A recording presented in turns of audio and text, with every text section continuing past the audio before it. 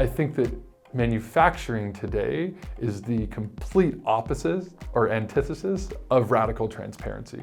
It's like you put some in, you throw it over the fence, and you do this. You pray that it comes out the other side. And we believe that our vision is in a digital world, you should have full transparency to where your things are at any given point. That's something we can provide that no one else can. And so thinking about what's the value it gives back to a customer.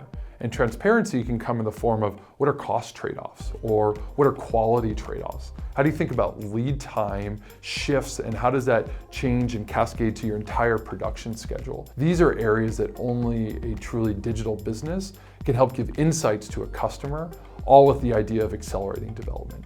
So we believe that radical transparency is a key pillar to driving faster development, to this idea of hardware at the speed of software. And it's something we're really proud of that we have been able to unlock for our customers. And I think we'll continue to invest here of how we drive more transparency in the manufacturing ecosystem.